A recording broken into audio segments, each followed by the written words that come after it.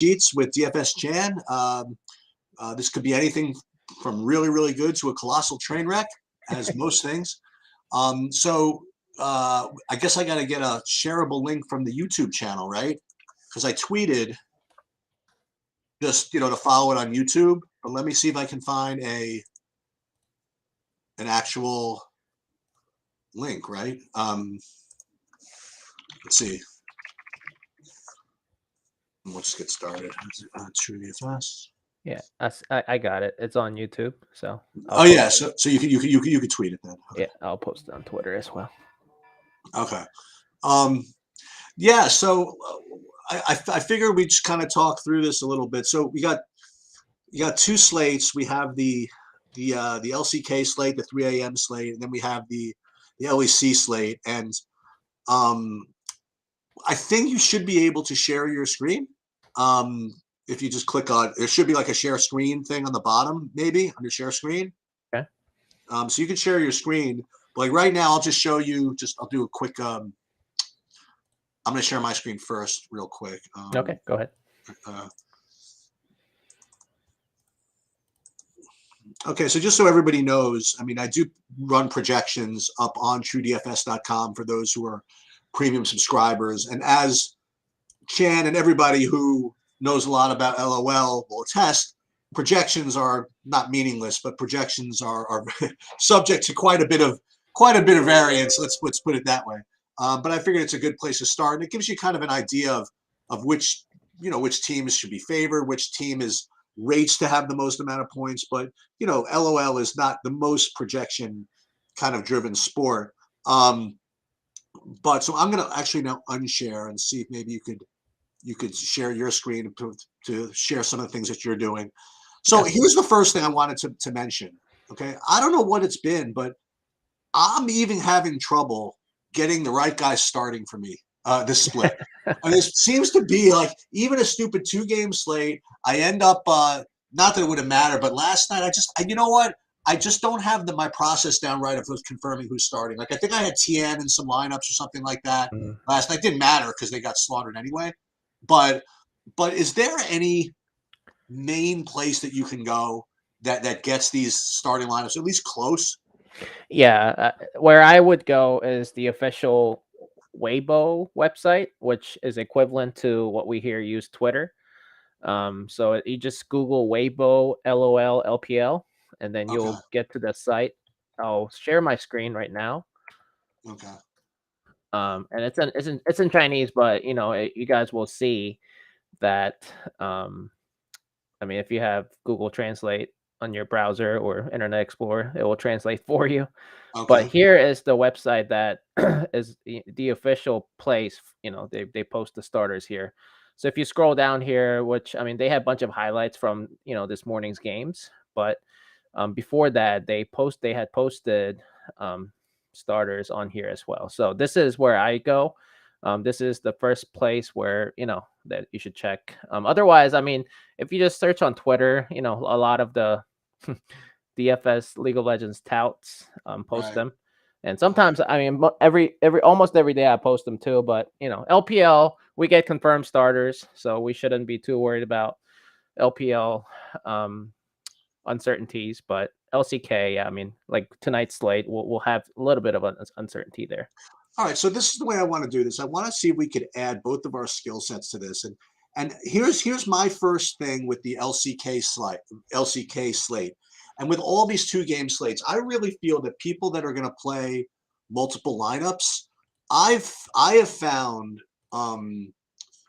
during my year and a half or whatever of doing this that what the mistake people make is playing too many lineups, sort of, because especially in 2-game slates, there's only so many combinations, and there's so many opportunities to chop with so many people that you put yourself in a position where if you max enter like 63 lineups, you put yourself in a position that you might not even make money if you win, And I feel as though that's really the first decision that people have to make in these 2-game slates is, number one, whether to play them at all. This is just from the GPP perspective, right?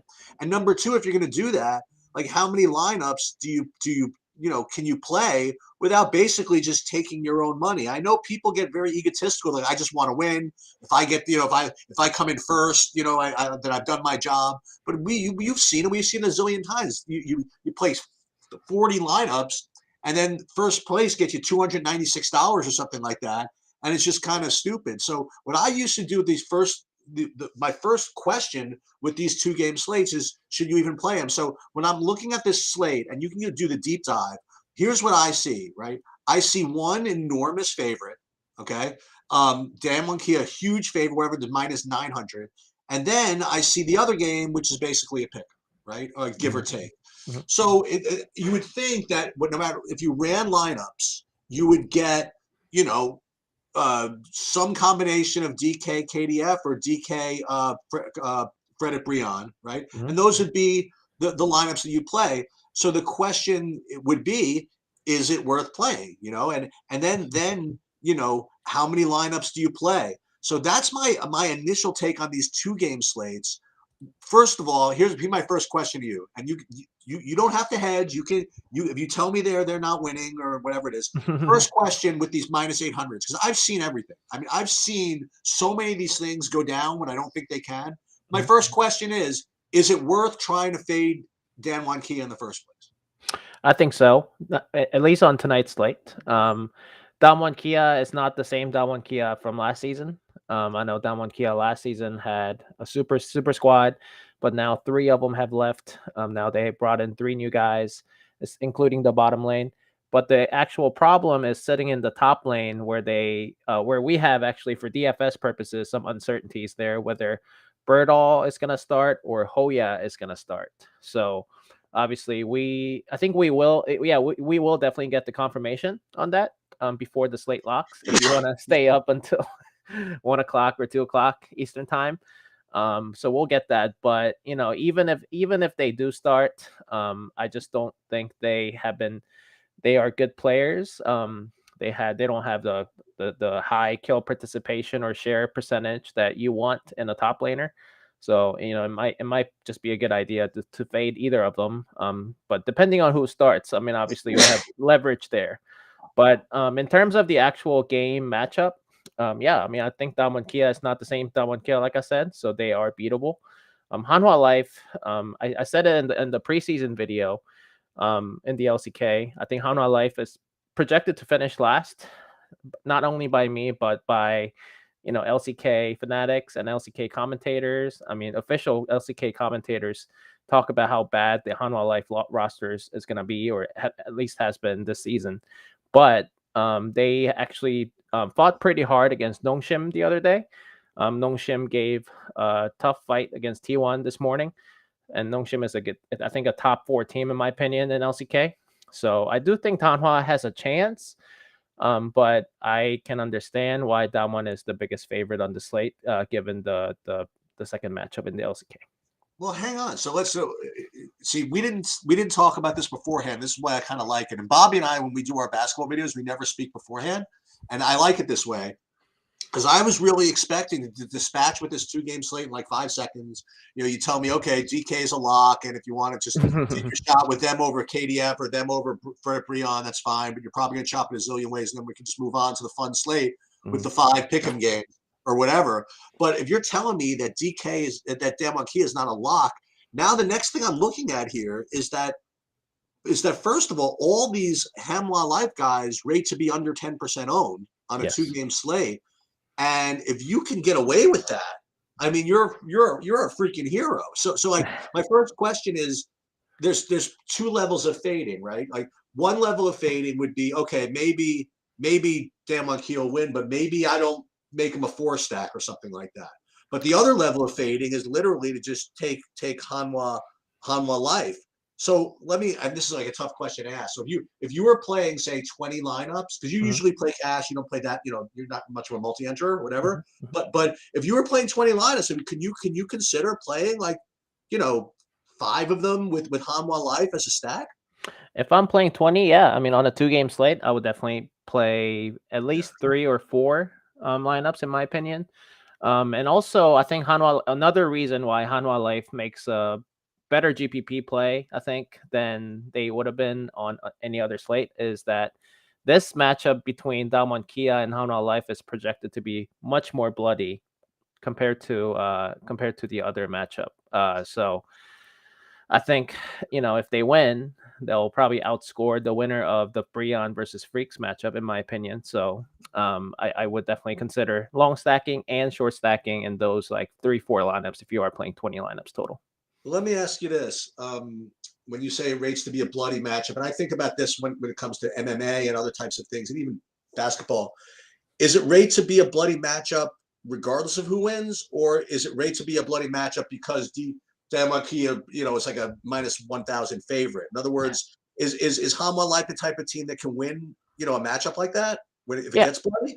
Yeah, I think so. I think they can. And also, so as you can see by, let's see, they have 4 wins in 11 games. Hanwha Life, that is. So if you look at my screen, I'm sharing it. Yep. They have 0.65 combined kills per minute, and and Damwon Kia's combined kills per minute is also 0.65. So they're equal, in their wins respectively. So that tells me that, Hanwha Life can definitely, keep up the pace. But like I said, this matchup is projected to be a little bit much higher, actually, 0.68 and 0.62 for this matchup, and then 0.55 and 0.55 in the other matchup. So here's a question I always ask, and when you did your videos back at the other site, you guys actually, you didn't talk with him about it, but the other guy who used to do the videos with Ethan would talk about this every once in a while. Do you think that it's that much of a difference between the two games as far as upside, that you could get away with game stacking, or is that such a rare thing to ever get there that that maybe that's not a great idea? Yeah, on a 2-game slate, it's more viable. I think game stacking is, but on tonight's slate, I just don't see that happening. Okay. Because they're so close to each other. Yep. Okay. Now let me ask you this. So look, if I'm going to play a couple of Hanwha Life's stacks, I don't really care which of the other I use. In other words, like I'm not gonna go down by getting too greedy. Like if I play Hanwha Life and they get there, I don't want to lose because I went all in on KDF and didn't play any Fred Brion or Fred Brion instead of KDF. So I don't worry too much about that. But if you were gonna play, say, Damwon Kia, and let's say you were gonna fade him a little bit, maybe only 3 stack him, who do you like more in that second matchup between KDF and Fred Brion? So this is something that I've been holding on to, and I don't know if you or anybody else who's watching saw my tweet earlier today when I announced the expected starters. Okay. I just don't see Fred Brion lose this matchup. I know they're the underdog, based on the Vegas odds, but having watched, I'm an LCK fanatic more than LPL. I've watched every single LCK matchup so far in the split. Guangdong Freaks looks like the worst and most dysfunctional team so far in the split. They kind of look like the Lakers in the NBA. So I just feel like Freaks is in such a bad spot right now, by roster wise and team synergy wise. Like last game I watched, their support player and their jungler players, they were not on the same page, so they just died consecutively. It just looks really bad. I know Breon is coming off of a pretty bad loss as well, but I think Breon's metrics are better when I looked at them, when I'm comparing these two right here on the screen. They have a better jungle control percentage, they have a better lane control percentage, and they have a better mid to late game rating. So I do think this series will go 3 3 games, I think. But at the end, I think Breon's gonna win, and I just don't see Guangdong Freaks win in their current form right now. You do and you make some outright bets, right? You do regular sports betting and stuff too. Yeah, I'm gonna probably do that because I actually, for those of you who have been following my other videos, is New York just got sports betting legalized over the last like 2 weeks, and I've been grinding these bonuses for like 2 weeks now. And some of them, there's a new site that just popped up that I get one big free bet or something. I'll probably just throw it on the Breon. You know what I mean? Just for the hell of it. Great. It's great. They have esports. Yeah. Why not? So this is actually really interesting. do you have any preference? Let's just say that we're going to play some Credit Brion, and let's say we're playing Hanwha Live. Do you have any preference as far as as maybe a captain or your favorite player from either of these stacks, or any like weakness you want to pound on? Because remember, you mentioned there was like there was like some unknown between Birdall and Hoya. Oh yeah, yeah. Is this would and again we talked about this the other day when they had that replacement top player for whatever that game was. And my natural instinct would be to play the top against the position with uncertainty. Would you consider so who would be the guy? Was that not Morgan? Who's the top for Hanwha Live? Dudu? Yeah, do. Hmm. Okay. Yeah, if you are stacking Damwon Kia with Hanwha Life, both favorites, which most people will. No. Go ahead. Hanwha Life is not. I mean, Hanwha Life's Oh, not a sorry. favorite. Yeah, sorry. So Damwon Kia and then Guangdong Freaks. If you are stacking those two favorites, I mean, yeah, I mean Keen. I mean, this is what I'm talking about. So like Guangdong Freaks has pretty good players who used to be good last season, but Keen, who was rated as one of the top laners in the last split, has been playing horribly. But at least there's certainty there that Keen's gonna start and probably finish all 3 games. Just given looking at the roster, whereas Hoya and Birdall, like you said, I mean, there's an uncertainty there for Damwon Kia. So that's most likely what people are going to do if you're stacking 2 favorites. But yeah, so if I were to choose like a favorite player for Damwon Kia, that's going to perform well tonight. I know some of you guys also play prize picks, Yes. based on the over under kills, and I feel like some people have been actually messaging me on Discord privately, and I've kind of share my thoughts, and it has been helping a lot. But I think just based on the matchup against Hanwha Life, I think Showmaker is gonna probably shit on Karis, I think, in my opinion.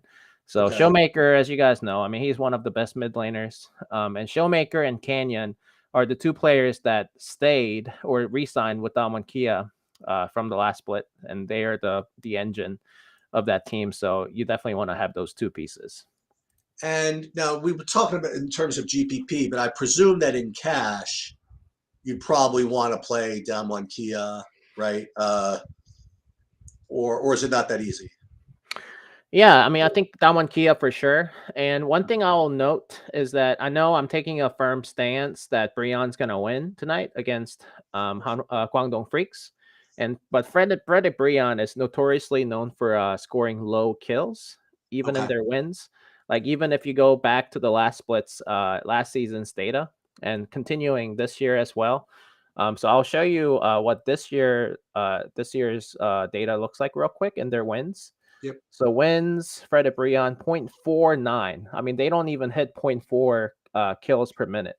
So I mean, that is like record low number in my opinion. So that's continuing from last year, and that makes sense because they actually retained all 5 starters from last split, except for one. So I think they kept the majority of the roster from last split, who played really slow. And they kind of try to outplay you from the macro game standpoint, securing objectives and everything. So while I would prefer making Brion the short stack, I would also think that Brion's team spot is going to be really good tonight. Now, sometimes when people have opinions like that, it leads you to some constructions where the team spot is kind of played as kind of a solo, right? Mm-hmm. So where you play like a 4-2, like DK with you could play DK with KDF, sort of, and play for the variation where KDF actually gets more kills, even though Fred Brion wins. Yeah, I can definitely see that. That's a good point. Freaks in their wins, they would definitely score higher compared to Brion in their wins, respectively. And like you said, I mean, 4-1 is definitely viable in a multi-entry GPP. I mean, if like I said, I think this will go to all three games. So obviously, if it does that, I mean, there's a good chance that Freaks could secure just as many objectives against Brion. Even though they may lost the series. So I mean, that's definitely a viable strategy. And I've seen you Sheets that you've won with that structure before. So yeah, it can happen. Yeah, so I guess to wrap this up, the other thing I note is that the KDF players are going to be rate to be higher owned than the Fred Brians. At least my first look kind of indicates that. So I kind of think that I think I'm going to do this. I think I like the Fred. I'm sold on the Fred Brian as far as an outright wager. I'm going to probably play some Fred Brian with my life. Oh my God! Oh Hey, man. we get away with it, right? I mean, if How My Yeah. Life wins, I mean, what are you gonna, that's the way you win the whole thing. And then Mm. maybe, like you said, maybe Dan Kia, maybe a 3 stack instead of a 4 stack. Maybe that's a border. But I think my fade is going to be I don't want to play any like 4-man Don Kia with 3-man KDF. I think that's way too chalky, and Yep. it goes against your opinion, which I really don't want to do. Yeah, I All agree. right, all right, great. So let's so wait, so just remind me. So as far as sub risk, so the main one is the Burdal Oh uh yeah. Hoya. So Mhm. right now there's nothing announced, right? Nothing announced. It should be announced around 1 a.m., 1:20 a.m. around then. So yeah, Damwon Kia is in that top lane, and then let's go through each one. Fred Brion is pretty much set. There's really no substitution risk there, so that also makes them very attractive. And Hanwha Life, I think Hanwha Life. Let me check one thing out real quick on the screen. Willer. Okay, so they have a substitute jungler, he played a lot last split, last season. I So remember him. there is some substitution risk in the jungling position for Hanwha Life Esports. So So instead of on Fleek, you might mhm, get Willer. yes, that is a possibility, but you know, unlikely. So See, the thing is, the substitution risk doesn't bother me so much because if someone is substituting in, it's probably because they lost the first game anyway, mm. and I'm probably dead. I'm more concerned about the starting risk. It's Well, like, sorry, even the starting risk as well, oh, because okay, we don't have anything announced. And okay, Willer played a lot last season, so it's not yeah. like he's like a rookie or anything like that. He's definitely a viable starter, but they have preferred on Fleek so far in the split. But like I said, Hanwha Life has not been playing well, so there is a good chance that he could come in, and So then there are two ways you could go. You could handle this.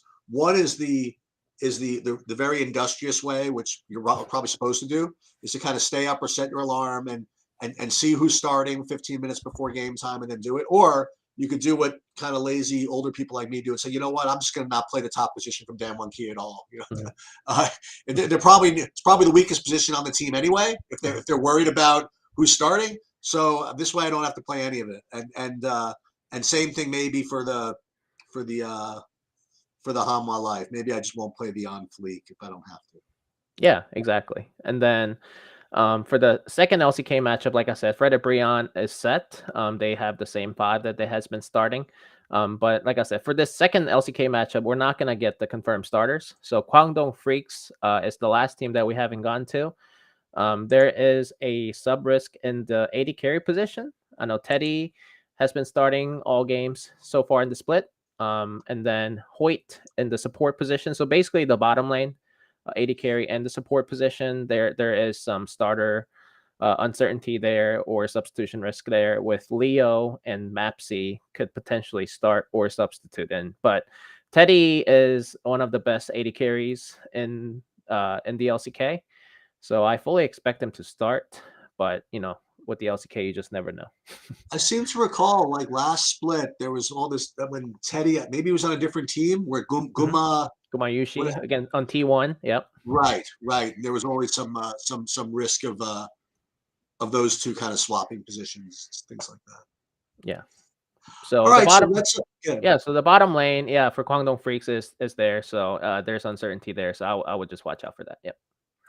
All right, so let's go on to the LEC slate for tomorrow. I have to tell you that I've grown to really like this league. When I first started playing it, I didn't like the 1 game slates for some reason.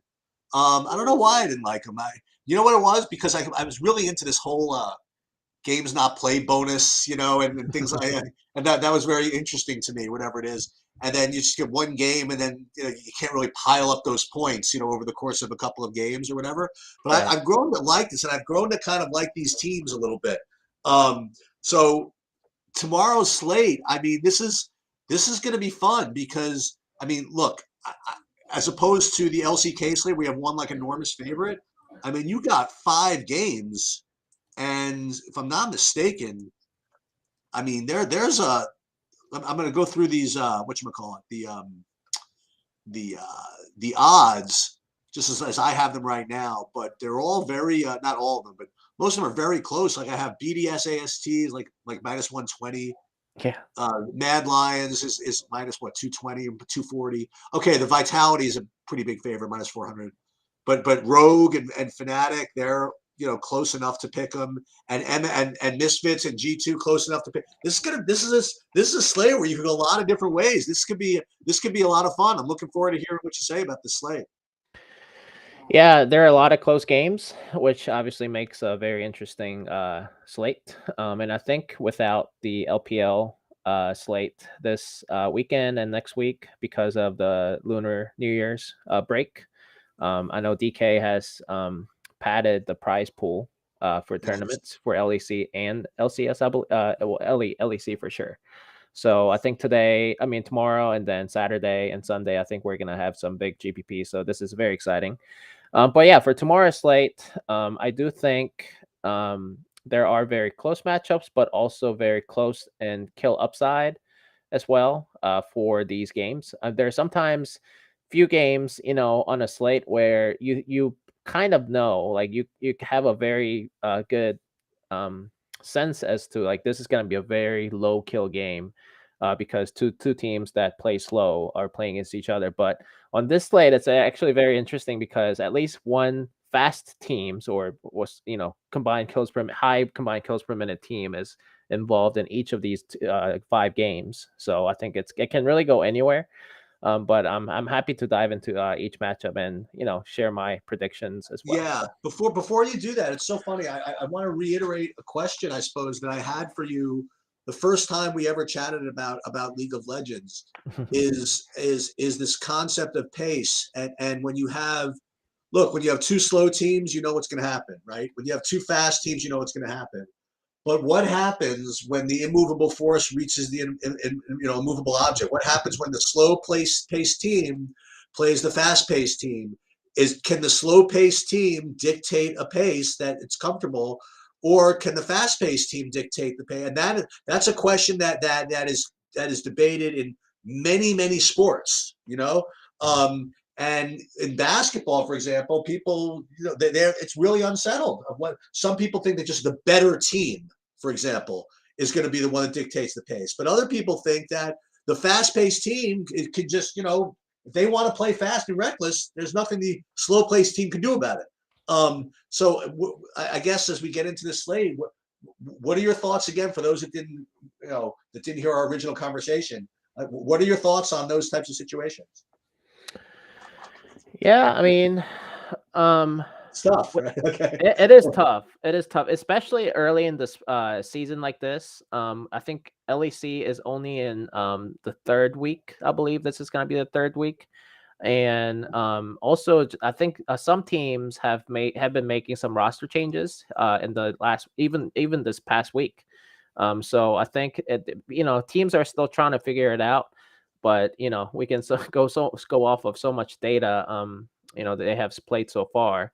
But in terms of the actual like kill upside, I mean, question, I think I can kind of share as to what I've seen so far and what my eye test tells me, like as to what each team likes to do, and I think that's probably what I'm gonna go off of in addition to the data that that I'm gonna be using. So so let's just get after it. Let's talk about the first game. Yeah, well, I think first of all, I think after 2 weeks of LEC, this is my power rankings Let's see on the this. screen. So I have Fnatic and Rogue as like the clear top 2 teams so far, and I'm actually very surprised that Rogue is up there. They're both undefeated, and Fnatic actually had an easier like strength of schedule, so to speak, in traditional sports. They have played worse teams compared to Rogue. So I think Fnatic has shown some vulnerabilities here and there, even against those weak teams. So I would actually put Rogue first and then Fnatic second, but tough matchups are coming up for these teams. And as you see, tomorrow's slate, Rogue and Fnatic are playing against each other. So the top two teams, in my opinion, are going against each other. And I think that game's going to be a bloodbath, as the odds indicate as well. And then the third best team, in my opinion, has been Mad Lions. And then I know Mad Lions has been on fire in week 1, but they lost against Rogue in week 2. So I think Rogue goes up there over Mad, and then Misfits is the fourth best team, in my opinion. And I know in the preseason there was so much hype on the Vitality team, where they have formed a super team.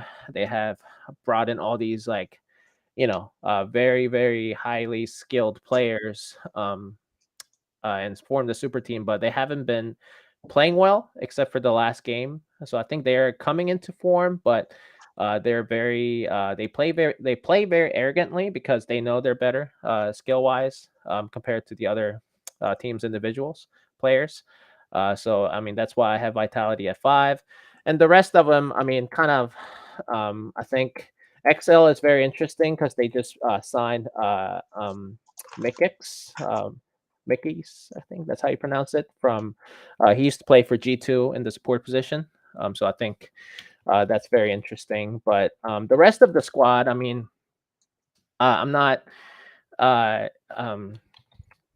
too interested in picking them as a favorite. So yeah, I mean, I can just dive in. In the first matchup, like I said, BDS, Astralis, they, I think, have been the bottom two teams. I think this is like a toilet bowl of the LEC, and that's the first matchup of the slate. Yeah, but as you're But getting to it, I mean, we would talk about this a lot. I mean, is it a toilet bowl matchup that's going to perform, or a toilet bowl matchup that's not going to perform? Is it going to be, what is it? What do you guys call this when the terrible team, the clown fiesta, is it going to be one of those, or is it just two crappy teams that can't do anything? yeah, it can definitely turn into that. But at this point in the season, I think it's more of a narrative thing, in my opinion, right now. What I'm about to say, but Okay. they still have a chance to make the playoffs at this point in the season. Like I said, they're only in week 3, third week. So I think each team will try their best to, win the game. And neither of these teams is built in a way that they can kill the other team and win the game. Frankly, the win conditions for either of these teams are tied to, I think, winning from the objectives and macro game. So I do think it's not gonna turn into a clown fiesta, unfortunately, for DFS purposes.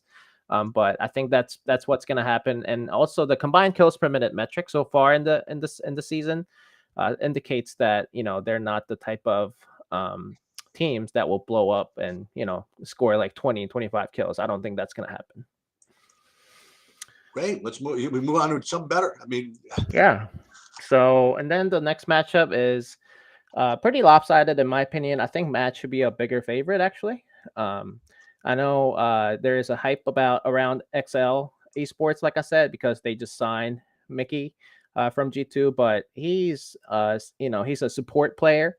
And it's you guys probably have watched the games where support players cannot really carry games, in my opinion, because they just they're support for a reason. They support other players. They can make a difference around the map and putting map pressure by giving vision to the other for his teammates and everything, but I just don't think it's as a big of a deal as some people make it out to be. So I do think Mad Lions should be a bigger favorite, and actually I love Mad Lions here in the spot more than Team Vitality, who's a bigger favorite in the next matchup I'm about to talk about. That's a really big deal.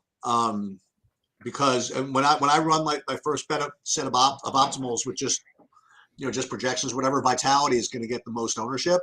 So if we can do something where we could take an overweight position on Mad Lions as opposed to Team Vitality, that's a pretty big deal. So any particular guys from Mad Lion you like more than any of the others, or? Yeah, El Yoya, their jungler. I mean, he has been the best jungler in the entire LEC, but maybe in the whole world actually right now. He is just playing lights out, and it's not his fault that they lost their game in the last week. So El Yoya is definitely my choice for Mad if you have to pick one player at least. But his kill, I mean, you'll see his kill share and kill participation percentages are through the roof for a reason. So I mean, his ownership is gonna be high if for those people who are stacking Mad Lions players. But you know, the captain ownership will be probably lower tomorrow, just given that they're the second biggest favorite rather than Vitality. So Do you ever do things like if you like when you're playing a tournament and you have like the game spread out like this? Do you ever use kind of like sports betting and stuff to hedge against exposures and stuff like that? Like if you played I don't know, you played like a bunch of Mad Lions and they, you know, they did really really well. Would you, I don't know, you consider, you know, betting on somebody in the Rogue Fnatic game that if they had won, it would ruin your lineups a little bit or something like that? Do you ever do anything like that? I have done it before. I think about a couple of years ago, I used to start doing it, and then actually found out that my predictions are better than I expected. Like just based on the model that I set forth that I use. So I just actually started losing a lot of money Okay. on hedging the bets, making the Right, hedge right. bets. So I just stopped doing it. But I do know a lot of the players who do it as well. Okay. For on esports, actually like live betting, live hedge betting has been a thing for some guys that I know on Twitter. So yeah, I mean it can definitely happen. I mean if I have like Mad Lions and Rogue stack on DFS, and then I can just, you know, bet on Fnatic to hedge that. If, you know, somehow Fnatic pulls that win, and then, you know, I don't win as much money on DFS websites. So I've done that before. Yeah. Okay. So all right. So is that where we're at now? Sorry. No, we're at the Team Vitality matchup, right? Yeah. So Vitality is interesting. Like I said, they're coming into form. But they are playing against SK Gaming, who has been pretty bad as well. I have them 8th, the bottom 3, third from the bottom on the power rankings so far. I do think Vitality should win, but as you can see on the Vegas odds, I mean, this matchup is projected to be the lowest kill game at 24.5, along with the Misfits G2 game. So I'm just gonna quickly look at what SK Gaming and Vitality's combined kills per minute looks like. 0.78 and 0.79. So I mean that's actually pretty decent. And Vitality, like I said, I just cannot trust Vitality as much as Mad Lions, in my opinion, so far. I know, like I said, Vitality is coming into form, so I think that's the risk that you're taking, that you think they are playing better and their team synergy is coming around the corner. And I mean, talent-wise, like on its paper, Vitality should dominate SK Gaming's roster, right? But you know, it's a team game and team sport. So I think for DFS, like if you are playing multi-entry GPP, the kill upside is not there compared to some other matchups on the slate. So I probably would be limiting my exposure to Vitality, just also because, like you said, the ownership on Vitality is going to be very high on this slate. Well, this is interesting. So I actually have Prize Picks up on my screen right now, and I'm just looking at some of the kills, the kill props or whatever. And I actually see that, for example, like Reeker is 4.5, Unforgiven is 4.5, and then Perks is no greater. I mean, he's 4.5, and Carzy is 4.5. So the kill, at least the kill props for all these guys are very similar. So why should Vitality be that much higher owned? I guess maybe because they have better chance to win, I suppose. Yeah, and Carzy, as you can see on the screen, Carzy actually leads the team in kill share. So his over under should be a little bit higher than, let's say, like Perks, because Perks's share percentage is actually only at 17%. That's quite a difference between Carzy and Perks, between AD carry and mid lane position. So that's actually very interesting on Prize Picks. I would definitely hop on. So which is off? So in other words, if you can get over under 4.5 kills on both Perks and Carzy, I mean, I don't want to like negatively correlate and just play Carzy over and Perks under, but which one do you think is off? You know what I mean? Do you think Perks is too low? I mean, too high, or Carzy is too low? I think Perks is too high. Okay. Just looking at Carzy's total kills for the split, that he has 19 kills and he's played 5 games. So that's about a little under 5 kills. No, four kills, 4 kills a game. Okay. So even for Perks, he only has 11 kills in 5 games. I mean, that's like 2 kills per game. So I mean, let me look at in their wins. Carzy has 10 kills, whereas Perks has 8 kills. So, I mean, yeah, I can kind of see 4.5, but I definitely think Perks is kill over under is too high, in my opinion. Okay. You keep going. Sorry. Yeah. And then, so yeah, Vitality, I think should win, but I'm not sure about their kill upside. And like I said, I trust Mad Lions more than Vitality. So that's probably the pivot that I'm gonna make in most of my lineups, if I'm playing multi lineups. And then in Rogue versus Fnatic, like I said, they're the top 2 teams. Here we go. This is the key game, right? Yeah, and I do think this game has that potential of breaking the slate. Fnatic, if you played League of Legends LEC DFS last year, they actually averaged like over 1.0 combined kills per minute, which is like really rare, unless you like look at Turkish teams or like CBLOL, like Brazilian teams that just always love to fight. Oh, those were fun. Those what was that called when they all played each other? In the Worlds? But even before the Worlds, like the minor league teams that all battled one another. Those Brazilian teams and the Turkish teams. European Masters? Yeah, that was it. The European Masters. That's right. Yeah, exactly. So I mean, those lower tier leagues have those sometimes have those teams that like love to fight every minute.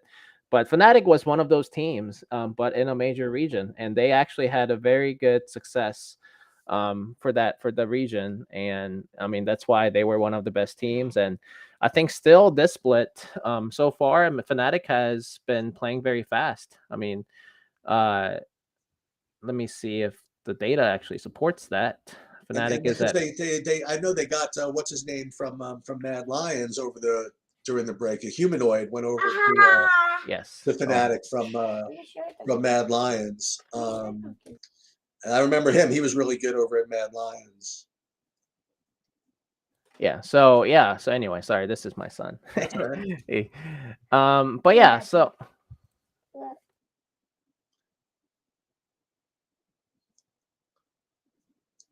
all right, so does your son prefer humanoid or Wonder as the top play?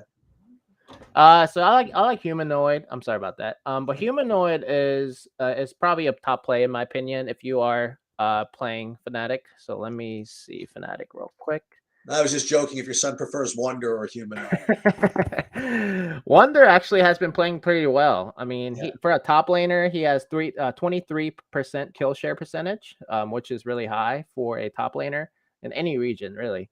But humanoid actually has been playing really well. I mean, just by the eye test. But he's at 16.7% kill share percentage. So I think on anybody really on Fnatic, even Hilisang, the support. I mean, he has the highest kill participation percentage in the league at 85% around or so.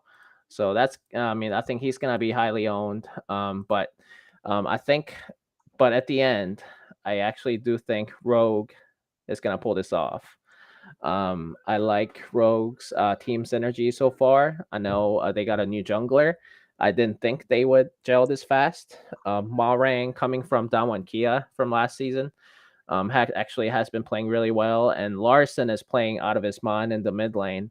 I think he's here playing to prove people wrong. I think people have been saying that he's just like a second tier mid laner, and he's been taking that personally. I think his tweets after each win and each game have been showing that he is taking everything personal. So I love Rogue here in this spot. I do think this is going to be a spot where you probably want to play both teams if you are playing multi-entry GPP. Okay. But I do think Rogue is going to win. But Fnatic is definitely a viable GPP consideration. And what do you think of the last game, the Misfits and G2? Yeah, I think this is interesting too because I actually highly regarded Misfits in the preseason. Misfits had a bad week 1, but actually is coming into form just like Vitality, like I said.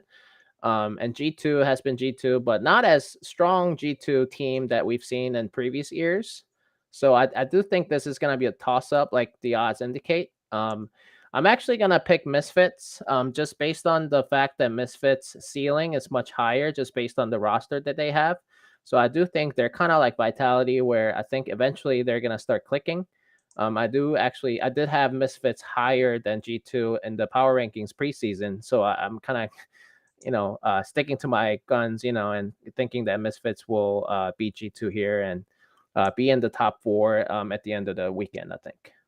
So if you had to, I think I get this. So if you had to rank from a GPP perspective, what games and what teams, I think that we're down to the 4 would be Mad Lions, Team Vitality, and either or Fnatic or Rogue. But if you had to, kind of like take a stand, I'm just kind of hearing that maybe Vitality at their ownership is probably, I don't want to say the worst, but I'm just saying that I shouldn't be embarrassed to fade Team Vitality because of those other 3 teams. Yeah, I agree. And also, like I said, that matchup Vitality versus SK Gaming is projected to be very low kills. So even in the win for Vitality, I think they're going to score low. And as you know, in a best of 1 format, it's very important. I think that the kill over under is more important than in a Okay. best of 3. So because really they just have one shot to score 20 kills as a team or 10 kills as a team, right? So I just don't think Vitality will score high enough. Even if I'm playing Vitality in those like favorite matchups, I think I'm gonna make them as a short stack. Like I said, like you said, there is a leverage from the ownership standpoint, but also there are some other reasons why I think Vitality is not gonna score as well as some other teams that we just mentioned. All right. What else? What have we not covered? Anything?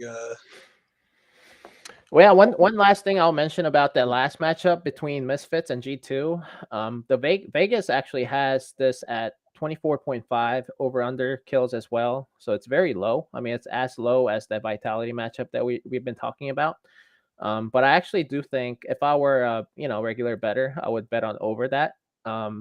Like I said, Misfits is coming into form, and G2 I think is going to show up against good teams, and they have been in the split so far, and even in last season, G2 always shows up against good teams. So I do think it's going to be a competitive matchup where both teams like to score kills, gain advantage in the game by racking up kills. So I do think this is going to be a higher kill matchup compared to what the odds indicate, in my opinion. You mean the G2 matchup? Yep. And you don't who was your lean in that again? Misfits. So you could add that. So you could add Misfits to the GPP pile also, right? I definitely will. I am a huge believer in Misfits, and even for DFS purposes, I think they will score well. Like I said in this matchup. So yeah, so I'll kind of just summarize as to who I'm interested in. I'll go Mad Lions, Vitality, and then maybe SK Gaming, just because. Actually, no, probably just Vitality, and that it's a low kill matchup. I was gonna say Excel Esports, maybe in a deep GPP, because of that matchup against Mad Lions. Mad Lions has been kind of like equivalent to OMG in the LPL, where I think they're gonna win, but even if when they lose, they give up a lot of deaths because they try to catch up by trying to make plays, trying to get kills. So their opponents, if they do upset Mad Lions, they're going to score well. So that's the only reason why I'm considering XL, even though I think they're going to lose. But even if they win, they're going to score well. So those two in that matchup, and then Vitality, but not going to play as much Vitality as probably most other people because of leverage and ownership and all that. And then the game is projected to be low. and then Rogue and Fnatic both teams, and then Misfits in my opinion, and then maybe G2. So. And we're not worried too much about starting risk in the LEC. Yeah, so that's actually a good place to kind of conclude this conversation. But LEC used to post the starter confirmation on the official LEC little esports website, but they've stopped doing that for some reason this split. And I've actually tweeted out to Riot Games, the developer of the game, to kind of start posting that again. So we'll see what happens there tomorrow. But there are some. I will actually post the expected starters on Discord and on Twitter, and I'll share that so that we kind of know where the starter risk is in each position. And remind me again. So it's the Lunar New Year. So there's no LCS. Is that what's happening, or no LPL? That's the Chinese New Year. So no LPL. But LCK is still gonna go on. And then everything else LEC, and then LCS is down to the semifinals, and that kind of like a funky beginning of the season tournament that they have. Okay. So we're not gonna have as much LCS matchups, but we'll definitely have LEC and LCK for the next couple of weeks. Okay, sounds good. And again, we'll try to find a good time where we might be able to get some questions. Maybe we'll do it. Maybe on the weekend when there's LEC, do it closer to lock or something. We'll figure it out. But for me, this is always a good learning experience, and hopefully people got something out of this. Yeah, good luck everybody, and yeah, hopefully you guys make some money. And if you like the video, hit the like button. Right, sounds good. Thanks, Jan. All right, thanks everybody. See you later.